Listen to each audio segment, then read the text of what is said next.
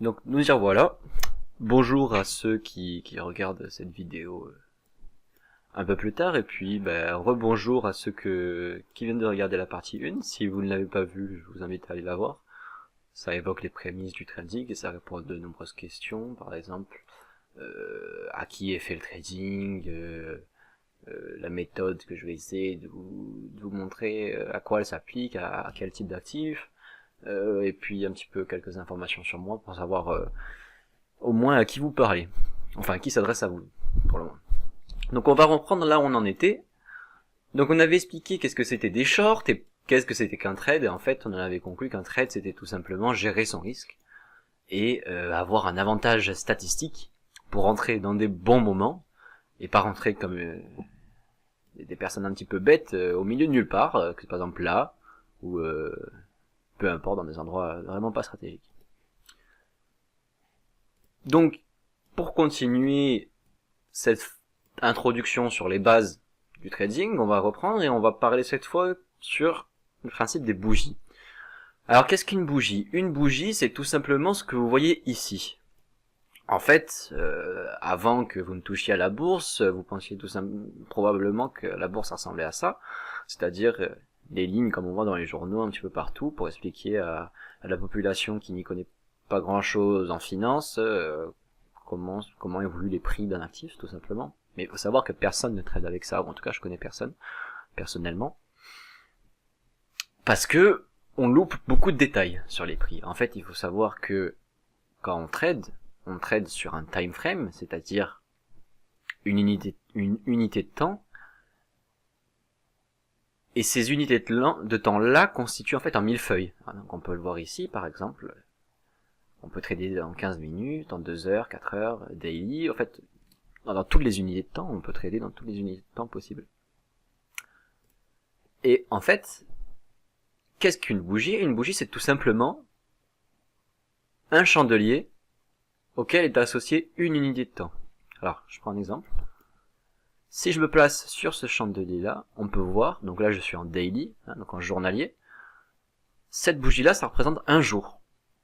Et il s'agit en fait de l'amplitude du prix qui a été parcouru sur cet actif en un jour.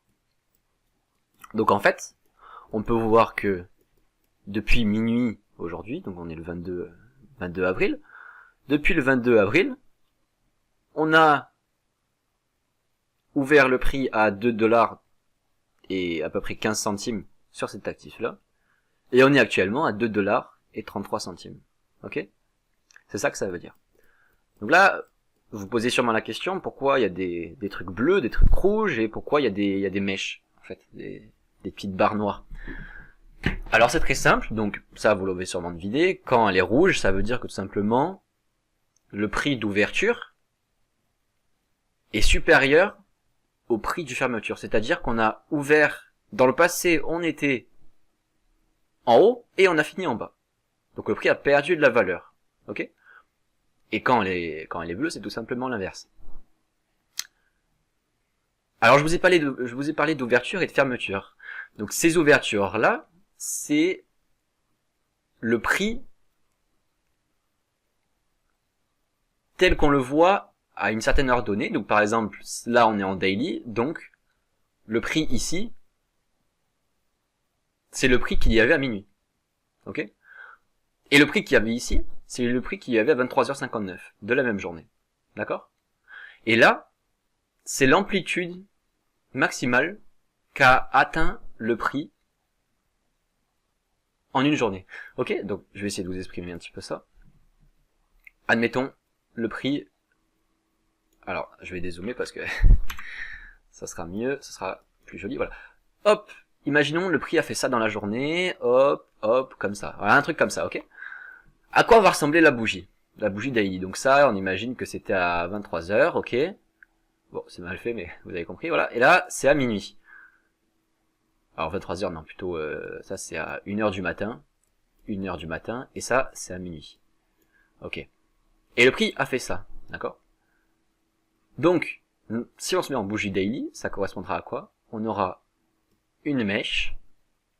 Ici, on aura l'ouverture, parce qu'on était là à minuit. on aura un tout petit corps, parce qu'on a fermé presque au même niveau d'ouverture, ok, on aura un tout petit corps, et on aura une autre mèche. Voilà. Tout simplement parce que durant la journée, on a atteint ce prix-là. Donc voilà à quoi ça correspond une bougie. Alors pourquoi c'est important de comprendre ces bougies? Parce qu'avec ces bougies, on va pouvoir faire de l'analyse en étudiant les chandeliers japonais. En fait, ces bougies nous donnent des grosses indications sur les contextes de prix, que nous verrons plus tard. Mais pour mettre un petit peu dans le bain, on peut voir par exemple, voilà, ceci, hop. Qu'est-ce qu'on voit ici? En fait, on voit que durant cette journée-là, on a eu une grosse impulsion haussière. Le prix est venu ici, on a tenté d'aller plus haut et hop, on s'est fait ravaler et on n'a pas réussi à clôturer avec un gros corps de chandelier, ok? On a même essayé d'aller plus bas et ça n'a pas fonctionné. Et qu'est-ce qu'on voit le lendemain? La mèche qui est ici se fait ravaler, se fait manger et on continue la baisse. Donc ça peut être des indicateurs, en fait les chandeliers peuvent être des indicateurs de fin de tendance et de retournement des prix, mais on verra ça un petit peu plus tard. Donc maintenant, on va étudier qu'est-ce qu'une stratégie. Alors, parce que c'est là on va arriver dans le cœur du sujet, et où ça va être vraiment croustillant. Un trader, je vous ai dit, essaye de rentrer sur des écarts types. Et pour rentrer sur des écarts types, il suit une stratégie. Un bon trader, c'est un trader qui réussira à suivre sa stratégie, peu importe les conditions. Et qui s'y tiendra tout le temps. Ce point est extrêmement important. Parce que s'il change de stratégie régulièrement, ce que vous allez probablement faire en tant que débutant, et c'est normal, ce sont entre guillemets des erreurs de débutant, mais c'est comme la phase adolescente en fait d'une vie, on essaye de chercher, etc. C'est le début, et puis une fois qu'on a trouvé un petit peu qui on est, ben on reste dessus, et tout va comme sur des roulettes. Ok, c'est le principe de devenir adulte. Et ben c'est pareil, c'est exactement pareil ici. On cherche un petit peu sa stratégie, etc. Et une fois qu'on a fait plein de tests, on voit qu'il y en a une qui marche, et on la lâche pas. Voilà. Parce que ce que je vais vous enseigner ici, c'est une stratégie, c'est la mienne, qui est adaptée du youtubeur que je vous ai montré, enfin je vais pas dire du youtubeur, je vais dire du trader plutôt, du trader dont je vous ai parlé, Phil, mais elle n'est pas pareille. Elle n'est pas identique. Parce que je trouve qu'elle correspond mieux à moi. Alors pourtant c'est un professionnel, donc théoriquement la sienne est meilleure, mais moi je trouve que la mienne est meilleure parce qu'elle m'adapte, elle est plus adaptée à moi. Bref, donc c'est le principe d'une stratégie, et je vais donc essayer de vous apprendre un petit peu la mienne, et voilà, donc je vous dis à tout de suite, je vais préparer la troisième vidéo, le troisième épisode, et on va rentrer dans le vif du sujet.